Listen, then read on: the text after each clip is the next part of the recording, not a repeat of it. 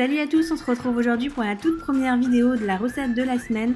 On va essayer d'en publier une tous les mercredis à 9h et on espère vraiment que vous serez au rendez-vous. Pour cette première recette, j'ai décidé de faire un gâteau au chocolat sans farine que j'adore faire en ce moment et tout simplement parce qu'il est très faible en indice glycémique et du coup ça permet de se faire un petit plaisir sans trop culpabiliser. La recette de base, je l'ai trouvée dans le livre d'un déjeuner de soleil et je l'ai modifiée ensuite à ma façon. Vous allez voir, la recette est vraiment très simple. On commence par prendre les 4 œufs et on va séparer les jaunes des blancs.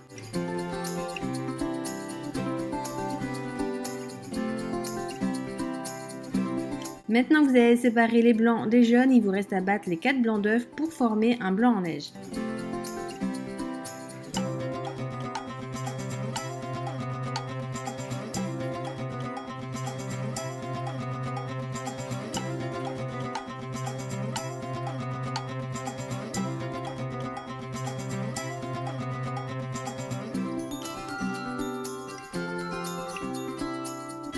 Maintenant que les blancs en neige sont montés, on va mettre le plat de côté et on viendra s'en servir à la fin de la recette. Maintenant, on va venir fondre les 160 g de chocolat noir. Vous pouvez soit le faire au bain-marie, soit directement au micro-ondes. Moi, c'est ce que j'ai décidé de faire.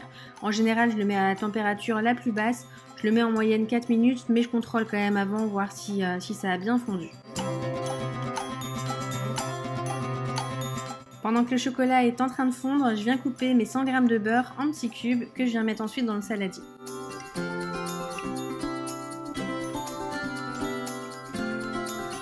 Et on y ajoute les 80 g de sucre de coco. J'ai choisi le sucre de coco, mais vous pouvez tout à fait utiliser du sucre blanc ou du sucre complet.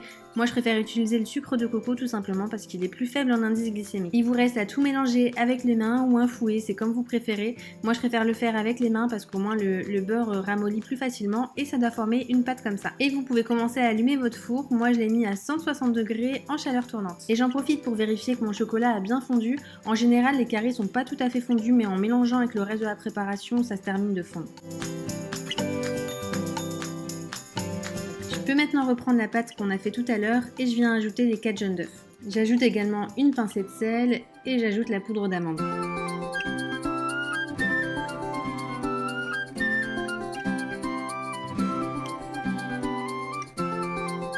Maintenant, on peut venir ajouter le chocolat noir fondu.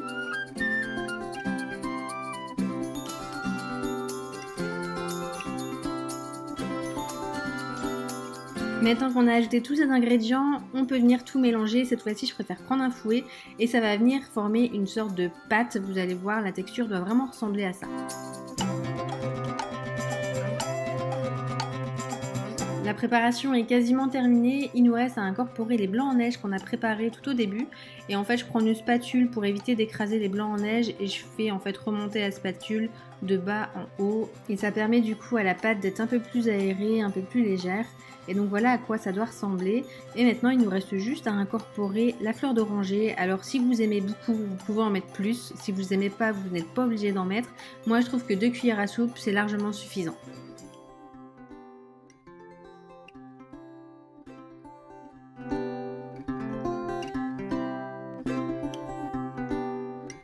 Et voilà, la préparation est déjà terminée. Je viens juste beurrer le moule pour éviter que mon gâteau colle au moment du démoulage. Et ensuite, je viens verser toute la préparation dans ce moule. Pour la taille du moule, je vous conseille d'en prendre d'environ 20 à 25 cm. Pas un trop petit parce que sinon l'épaisseur du gâteau va être beaucoup trop épaisse et la cuisson sera pas du tout la même.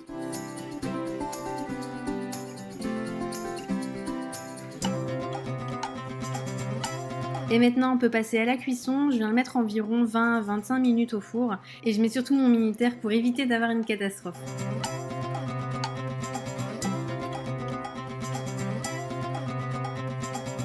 Et voilà, mon gâteau est cuit, je vous conseille d'attendre un petit peu qu'il tiédisse pour le démouler et ensuite vous pourrez le déguster. Et voilà, cette première recette est déjà terminée, j'espère vraiment que ça vous aura plu et surtout n'hésitez pas à nous dire en commentaire si vous l'avez testé et ce que vous en avez pensé. Et on vous dit à mercredi prochain pour une nouvelle recette. À bientôt, ciao!